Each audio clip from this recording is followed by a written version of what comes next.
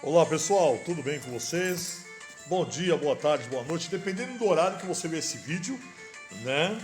Ah, que você tenha uma excelente noite, um excelente dia, uma excelente tarde. Para você que não me conhece, meu nome é Adriano, sou doutor em psicanálise, pesquisador, sou escritor, trabalho, né? E atuo na área da dependência química também e faço atendimento remoto, ou seja, atendimento, né, online. Tá? Isso facilita, né, muita coisa no nosso ambiente. E hoje eu gostaria de trazer para vocês, né, um tema interessante que fala sobre o sujeito dividido, né? Que a gente vai destrinchar aqui a questão do eu, né? Do super-eu, sobre ser ou não ser dono de si e assim por diante. Tá, ok? Então eu quero dizer para vocês, né, que quando se fala do sujeito dividido, tá, seria mais ou menos a fratura que nos constitui, ok? O que acontece, pessoal? A psicanálise, no caso, ela nasce de uma ferida, a constatação de que o ser humano não é senhor da própria casa. Tá, ok? Freud ele inaugura essa ruptura ao mostrar que aquilo que chamamos de eu é apenas uma superfície, né? Uma instância frágil que tenta organizar forças muito mais profundas, obscuras, contraditórias, né? Onde o sujeito, portanto, ele não é uno, ele é dividido. Essa divisão, no caso, não é um acidente, tá? Nem um problema a ser corrigido, ela é estrutural, ok? É justamente porque somos divididos que desejamos, criamos, sofremos e nos transformamos, tá? O inconsciente, por exemplo, quando a gente vai tocar na questão da cisão fundamental, né, que é a questão do inconsciente como outro em nós, eu posso dizer para vocês que o inconsciente não é um depósito de esperanças esquecidas. Né? É uma lógica própria, uma linguagem que opera segundo a lei as leis que escapam o controle do consciente. Quando Freud ele afirma que o eu não é dono de si, ele está dizendo que existe, né, em nós uma instância que pensa, deseja e decide antes que antes que o eu tome conhecimento, tá? Essa é a primeira grande divisão. O sujeito consciente ele acredita comandar. O sujeito inconsciente efetivamente opera. O sintoma, tá? O sonho, o ato falho, né?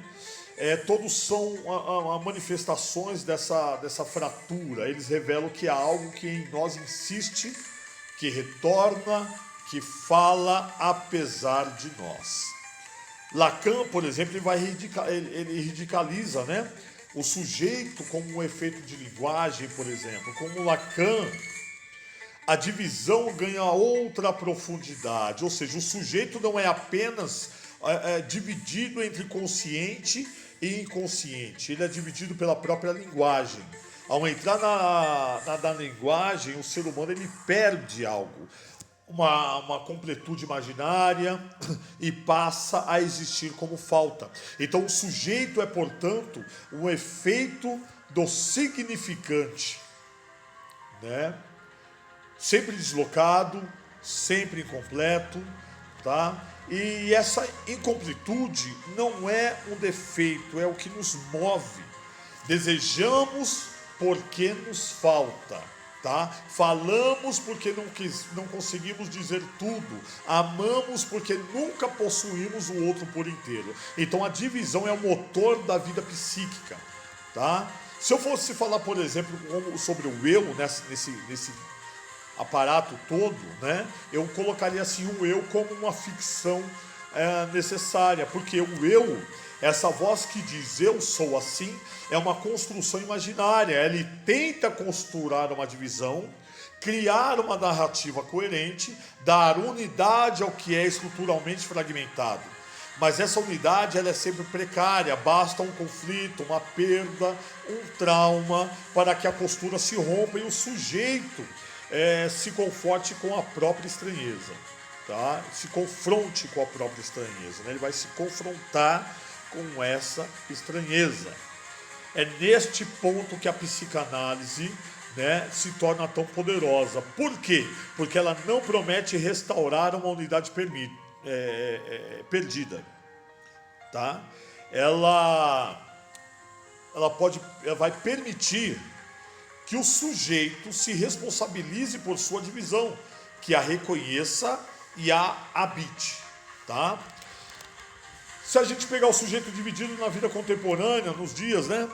Nós vivemos, por exemplo, pessoal, numa época que exige coerência, produtividade, identidade fixa, mas o sujeito psicanalítico é o oposto disso, tá? Ele é contraditório, ambivalente, movido por forças que não domina, né? Então a tentativa de apagar essa divisão, seja pela hiperperformance, seja pela busca de uma identidade total, ela só vai produzir sofrimento, tá? No caso, a psicanálise, ao contrário, ela convida o sujeito, né, a assumir a própria falta, a reconhecer que não há completude possível. E é justamente esse reconhecimento que surge a possibilidade da liberdade, né? Nós vemos, por exemplo, essa divisão como uma potência. O sujeito dividido não é o sujeito fraco, tá? Ele é o sujeito real. O sujeito que sabe que não controla tudo, mas que pode se implicar no que faz. O sujeito que entende que o desejo não é um capricho, mas uma força que o atravessa. Um sujeito que aceita que viver é lidar com a própria incompletude. Então a psicanálise não cura a divisão, ela ilumina. E ao iluminá-la, tá, ela permite que o sujeito ele deixe de ser refém do que desconhece e passa a ser autor, ainda que parcial, da sua própria história. Um grande abraço, a gente se vê em breve.